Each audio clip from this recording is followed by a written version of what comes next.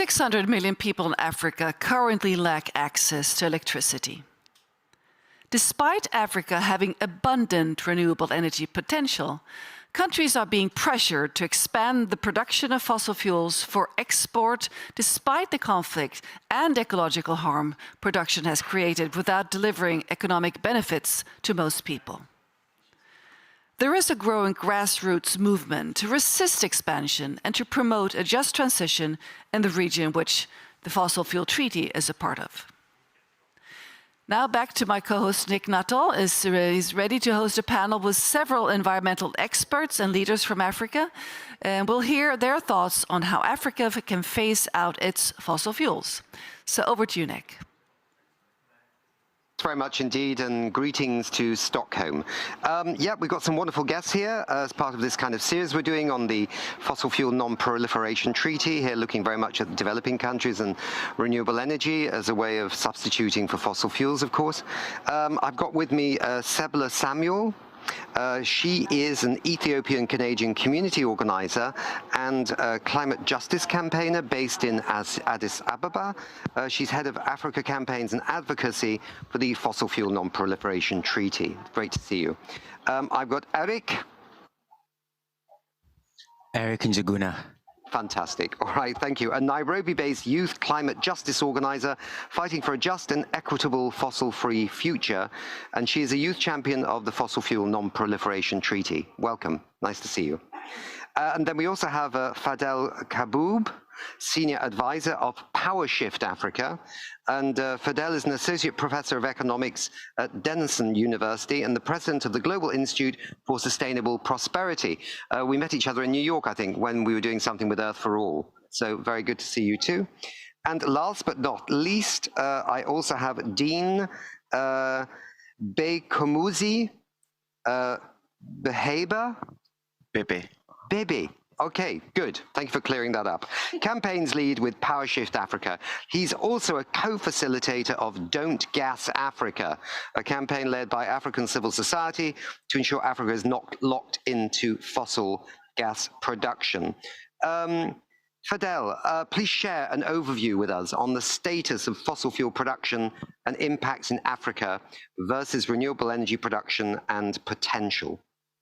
So starting with what the science is telling us about fossil fuels, the production gap report that came out just a few weeks ago is telling us that we're currently on track to extract and burn twice as much as we're allowed to if we're going to meet the climate challenge by 2030, which means two things. Number one, not adding additional fossil fuel infrastructure, but the reality is that we're adding at least $500 billion in additional new fossil fuel infrastructure every year.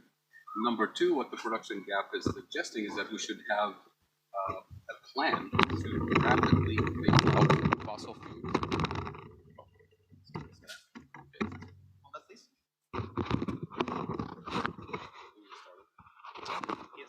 Yes, please. I think we probably got what's called a technical hiccup. And over. So let me, I've asked the question, and I think you can, let's go with the production gap report. Too much is going to be burnt, right?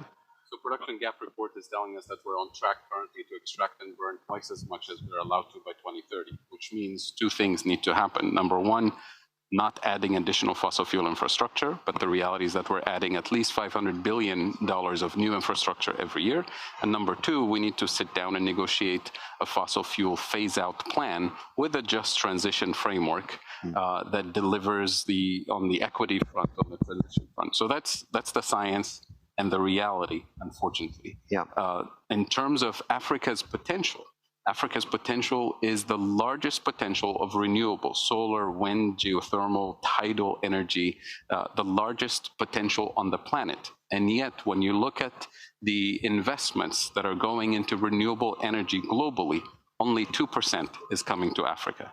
And that 2%, the majority of it is not to deploy renewable energy to be consumed and used in Africa, but rather primarily to be exported to Europe. So that's not the way to deliver electricity to the 600 million people currently who don't have access to electricity on this continent. That's a basic pillar of development and prosperity. No country can function without food, without energy. And without energy, you can't have health, you can't have transportation, you can't have agriculture. So for us in Africa, The renewable energy potential is not just for electricity, it's for industrialization, it's for development, and that should be the starting point of the conversation. So when we hear that fossil fuels are doubling every 3.5 years in terms of penetration around the world, when we hear that solar in the last 18 months has doubled in capacity, this is in a sense slightly bypassing Africa. Yeah. It's happening elsewhere. Yeah, Absolutely. Okay. Dean, tell us about efforts in the region to advocate for a just transition, including the Don't Gas Africa campaign. Right, thank you for your question. So currently the Don't Gas Africa campaign houses over 500 civil society organizations that are saying gas is not a transition fuel. We also collaborated with Global Citizen, and in the past year, we've accumulated about 60,000 signatures across Africa where civil society and individuals across Africa are calling for gas to not be adopted as a transition fuel. So the campaign is growing and there's huge awareness around it. The big problem or the big push that we're really trying to address is the historical legacy of fossil fuels on the African continent. Currently, the narrative is that Africa has got every right to develop, thus we need to use, fossil fuels as a developmental pathway. Essentially, what we are trying to understand is if we're looking at examples, for example, Mozambique. When Mozambique had gas 5 years ago, it was promised that the 70% that don't have access to electricity would have access. Today, we're at COP28, 2023, still 70% without access to electricity, right? Same could be said in South Africa, where we've seen a lot of coal being invested into the electricity industry, and load shedding. People have no electricity for 8 to 12 hours per day, and this has been ongoing for the last 2 years. So the notion that, fossil fuels does build a pathway towards development, maybe in the basis of Europe, because that was based on exploitation and segregation. But, in the African context, it has not proven to be true, right? Thus, we need to take a new turn, which is why, my former colleague then mentioned the need to build towards the renewable energy pathway that would unlock, development for the people of Africa. Another key issue that's growing, around this movement is the issue around food security, particularly in the marine communities. So, for example, in Senegal, the coastal communities have had little or no fish in order for them to consume and actually sell for their livelihood. So, income coming to households has been quite low. We've got about 80% food insecure coastal communities across Senegal as a result of deteriorating marine ecosystems. And one sad story is that if your house has been located at least 10 kilometers away, you have any gas exploration in Senegal, your home has been turned into a swamp right now. So those individuals, about 2,000, and have been relocated to another area that is a makeshift of raincoat material for them to live, and they've been living under those conditions for the past year and a half. So that is not development, right? And it's constant examples across African communities where we've seen fossil fuels fail. The life expectancy in Nigeria currently in the Niger Delta is 42 years old. It's ridiculous, right? Because that's Ogoni land, isn't it? Yeah, that's Ogoni land in the Niger Delta, 42 years old. That's the life expectancy. And we're expecting to embrace the idea that fossil fuel will usher in development in Africa. When humanity moved away from the Stone Age, it's not because of the lack of, the deterioration of stones. Stones were still available, but we had to take a radical movement towards another new form of ideology, and that's what we're trying to do with renewable energy. So let me turn to you. You're a climate justice campaigner. Can you talk a bit about why you're supporting the Fossil Fuel Non-Proliferation Treaty, Sebla? Yeah, definitely. And thank you so much for those who shared before. I think it paints a really important context for how much fossil fuels are underdeveloping Africa. We've seen, despite decades of extraction, the fact that 75% of the world's population living without electricity is in sub-Saharan Africa. And that, as they've said also, the vast majority of these fossil fuel companies are foreign owned, and the majority of the production is destined for export. So despite all of this extraction, we have failed to power the continent. And there has been, along the kind of production cycle of fossil fuels, so many human rights violations, gender-based violence, sexual violence, health impacts along the way that are failing to deliver any sort of energy access in a meaningful way for the continent. And the example from Nigeria, there's 85 million Nigerians that are living without access to electricity, grid electricity, even though it's the country on the continent with the biggest fossil fuel production. So how long are we going to keep perpetuating this cycle of fossil fuel extraction that is powering other continents and not our own? It's deteriorating our own continent. continent, expect a different result, while sitting atop the biggest renewable energy potential on Earth, around 40%, and also the largest solar resources, around 60% of the world's best solar resources. So we are not resource poor. We are truly just deepening and entrenching into a model that has not fulfilled any of the energy needs for the continent. And so I campaign with the Fossil Fuel Non-Proliferation Treaty along all of our panelists as well, because we know that there can be another future for the continent that can actually tap into this renewable energy. But to get there, international cooperation is essential, because countries like Nigeria, like South Africa, like Angola are really entrenched into this economy of fossil fuels. And without finance and without technology transfers, they're not going to be able to shift away. And even frontier countries like Mozambique or Senegal that are expanding into the gas industry, for example, without financial support, they won't be able to make that transition. So we're seeing calls for this fossil fuel non-proliferation treaty growing.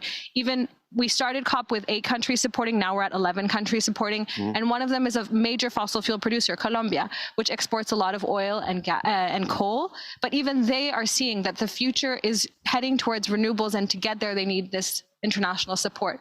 So I think we call also for this treaty because it's grounded in equity and justice, and understands that a continent like Africa, but also fossil fuel dependent nations around the world, will need international cooperation to make this just transition to renewable energy for everyone. Okay, thank you. Good points. Erica, what about the role of grassroots movements against fossil fuels, and how are those frontline efforts fitting into the Fossil Fuel Non-Proliferation Treaty? I see the Fossil Fuel Non-Proliferation Treaty as a treaty that complements the work of grassroots movements, who are especially those on the front lines of the impacts of the fossil fuel industry.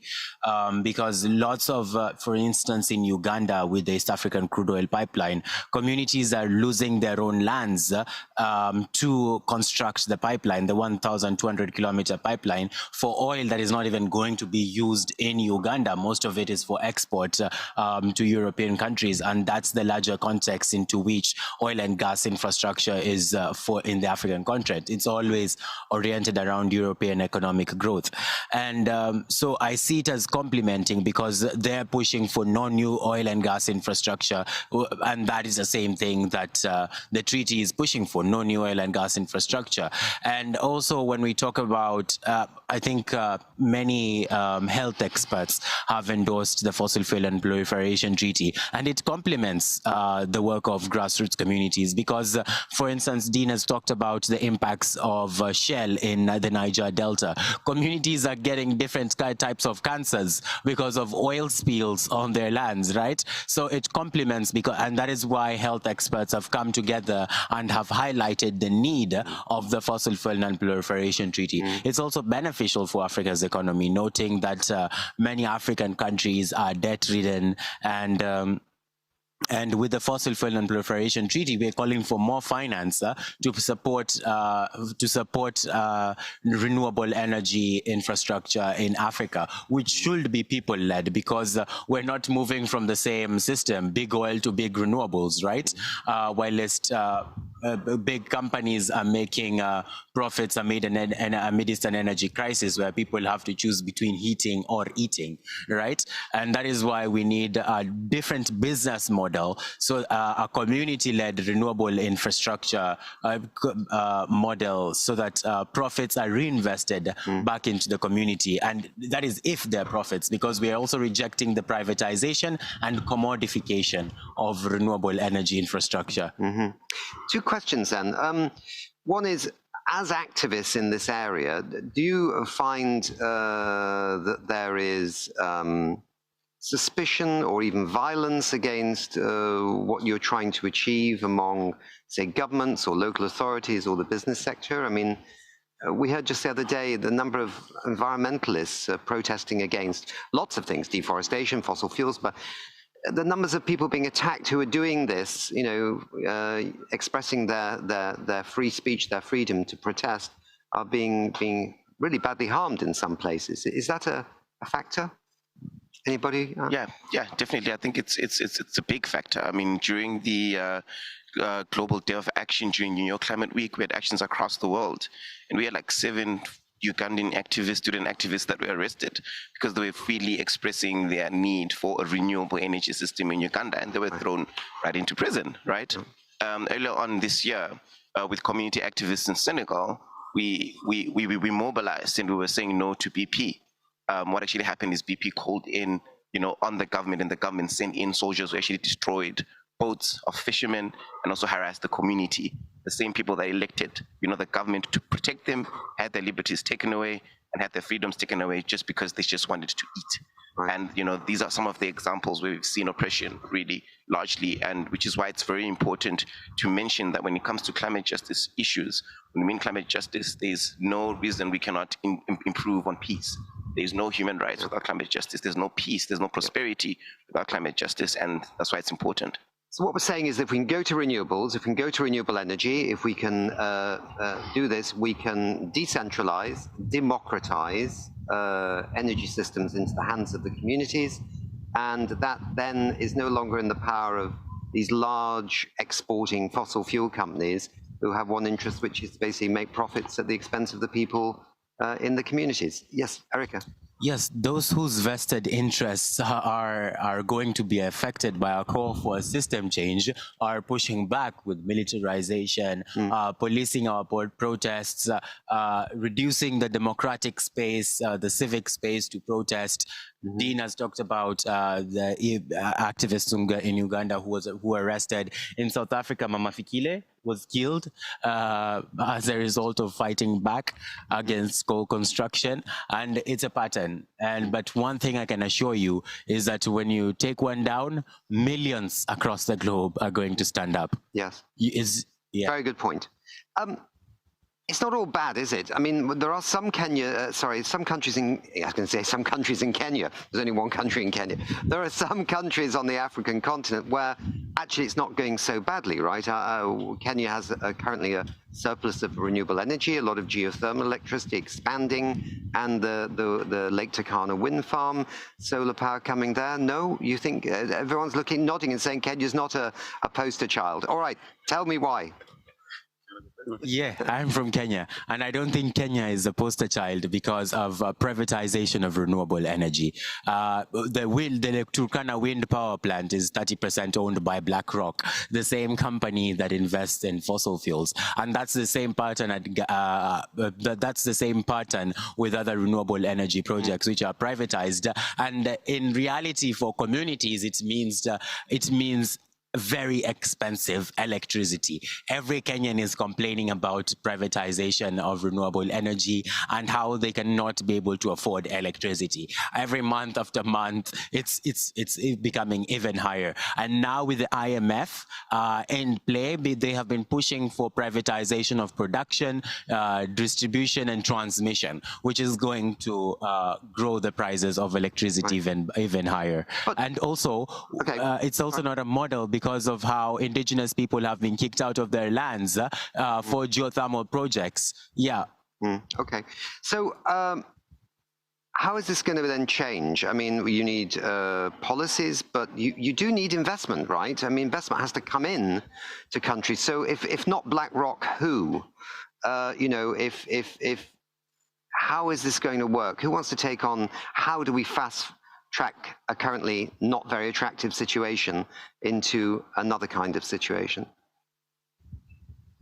I can talk a bit about finance, but I know Dean knows lots about finance too. And Fidel, sorry, the father of finance.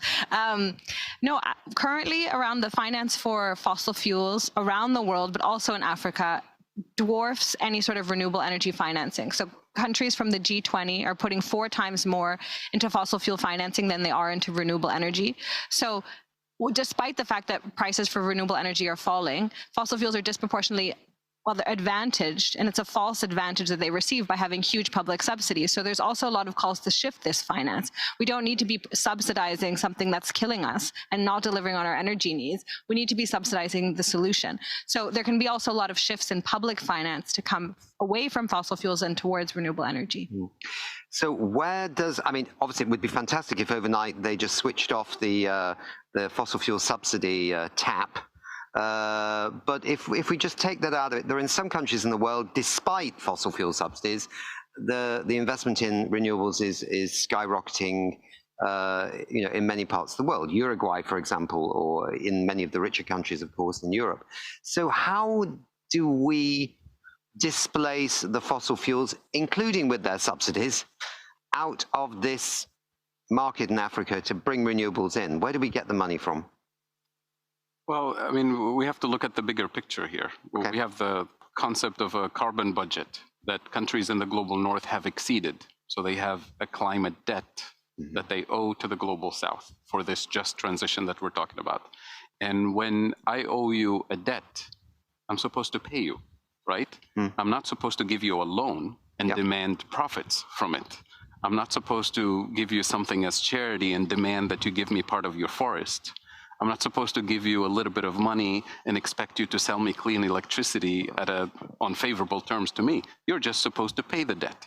So the climate finance is a climate debt question. Unfortunately, what we've seen in these COP meetings is the global north simply rejecting completely the idea that they're responsible for this climate crisis, that they owe climate reparations.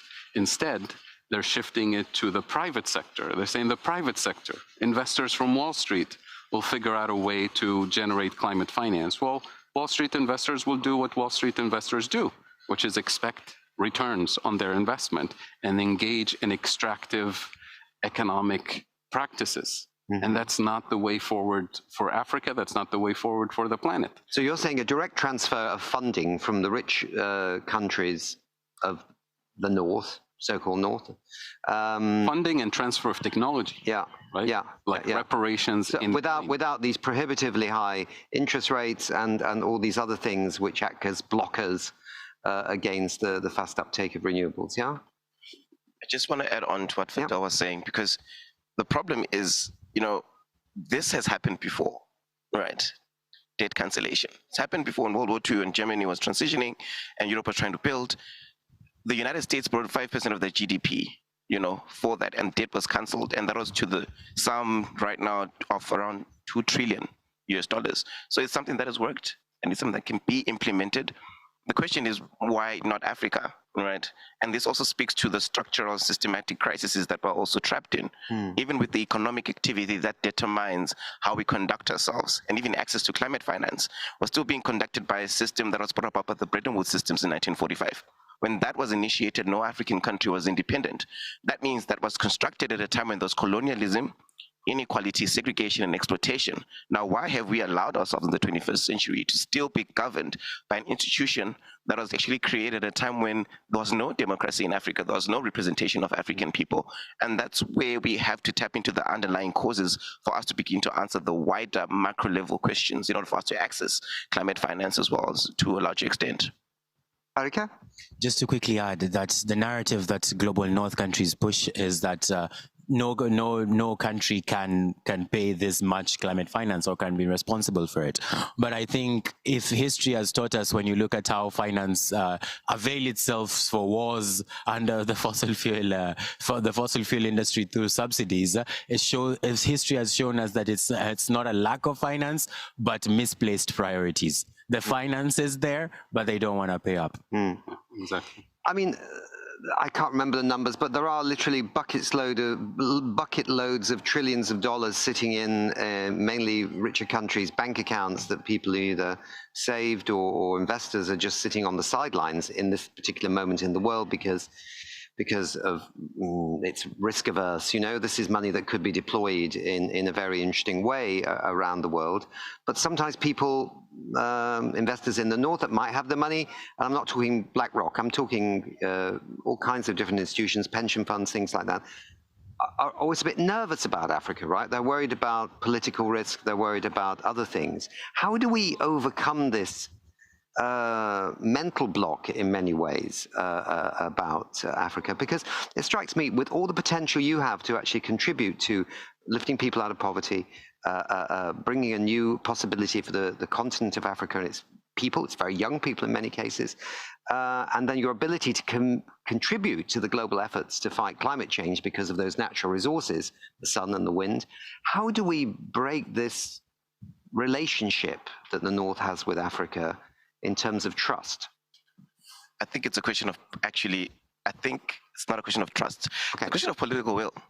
You know, when we spoke with the World Bank, for example, and we said, you know, you need to stop funding fossil gas production in African countries. They were like, okay, fine, we understand, but we only fund projects that are bankable, and also at the same time, the investment has to make sense. Now, in Mozambique, there is a number of insurgents at the Cabo Delgado province, meaning Mozambique is not an investable country. If we're looking from an economic investment opportunity, right, the risk is just too high. But why do we see a strong investment from the World Bank, millions and billions of dollars being invested into fossil fuel industry? So it's a case of political will and them choosing what is bankable either way. So I think there is a level of trust, but it's only trust when it suits a particular group of elite people who want to benefit out of the struggles of the entire African continent. So where do we go from here? We've got 7 minutes left before we have to end this fascinating session. Where do we go from here with this? What is the next step on this journey to get out of the situation as described, the current situation, to one that's better? Can the COP do anything here, or is it an artificiality of the reality? I mean, yes, I think we'd all like to see wording that fossil fuels should be phased out, right? 100 countries want that, and even the private sector, you know, of some progressive companies want it. What do we do now? Well, I can add to this, and I also wanted to add to the question before about how do we shift this relationship. And I think, I mean, obviously there's a relationship of power and of colonialism that does exist. But when you ask the question, where is this trust? I mean, seemingly it exists in the expansion of fossil fuels, because when Russia invaded Ukraine, Europe suddenly had, well, not suddenly, but Europe had this trust to expand gas production in Africa.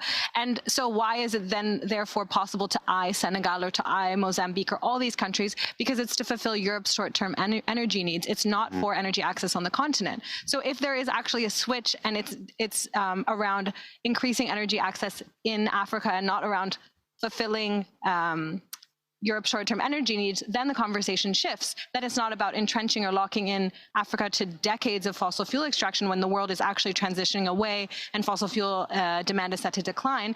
It's actually and investing in new energy systems that are renewable and distributed and people-powered. And for the question around what we can do in this COP, I know there's a lot of work around getting fossil fuel phase out in the text, and it's a big fight to have it be there. And I think there is this growing demand for, obviously we have to be tackling the source of this crisis. We cannot only focus on demand, only focus on emissions, and expect we'll be fine when we're not tackling the source. Like Fadel said at the beginning, 110% more fossil fuels are being built between now and 2030 than what we can burn to limit warming to 1.5.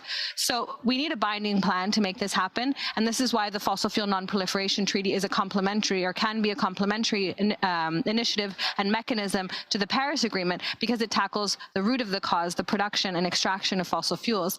And it's grounded in global equity and justice, which means countries like Canada and the UK, the US, Norway, Australia need to phase out their production first and fastest, and give support to countries like Angola, Iraq, countries like Ecuador that depend so much on fossil fuels for their national economy, and even have debt relationships with countries like China, Ecuador to China, to pay that debt through oil. So there needs to be an international mechanism to allow for this shift to happen, to have a world that's free from fossil fuels. And the idea is that the Fossil Fuel Treaty can be a complementary initiative, a complementary mechanism to the Paris Agreement to make this happen. Yeah, it was a very good sum up. We've got actually 3 more minutes, so we have to just, what about your work? What's your next step? Well, I think when you look at the Fossil Fuel Non-Proliferation Treaty initiative, you have a country like Colombia that just endorsed the treaty initiative. Colombia is a developing country that is heavily dependent on fossil fuel exports for its own economic activity. And yet it's a country that recognized that the world is going to decarbonize, and we're going to lose all of these export revenues. How are we going to survive and function as an economy if we don't diversify and move away from the fossil fuel economy? So they're taking preemptive steps to change their own position and recognizing that the rest of the global south is in a similar situation, which is why it's important to sit down and negotiate in an orderly manner, a just and equitable phase out for the global south and for the rest of the planet. And it's already happening, isn't it? I mean, China is now 50% renewable energy. I saw something from, was it Carbon Tracker or something, saying that they thought the emissions were peaking and that we were They were now coming down. If China's 50% renewable, it's not that far to 51, 52, and then it's the majority of the electricity supply. And then, therefore, whatever the petro states think, they're going to be in a worse position development-wise very soon, because they won't even have the revenues for oil. So, you know, this is very urgent that this happens in Africa, so we don't get another problem coming along as well, that nobody now even wants the oil or gas, and then there's no revenues from that either. We've got to get the renewables in fast. Yeah. It strikes me. So, Nick, what you're describing, if I can summarize it, is the following. When you're investing in additional fossil fuel infrastructure on the African continent, you're doing one of two things. If you're taking the science seriously and the economics seriously, you're either signing our collective suicide pact, knowing exactly what the consequences will be, or you know that those assets will be stranded assets financially and physically. Therefore, you're committing a financial fraud. By misleading investors. And the fossil fuel companies, under the current kind of subsidies rule, will be able to set them, write them off as tax write-offs and just leave that shit in the ground for somebody else to clean up. We've got to stop here. Thank you very much indeed. That was a really absolutely fascinating session. I think we could have gone on for ages, but I'm sure the audience out there will have learned something that they didn't know about what is actually happening in Africa, and I think that's very healthy and very important indeed. So thank you very much indeed. And I'm going to hand back now to Katarina in Stockholm.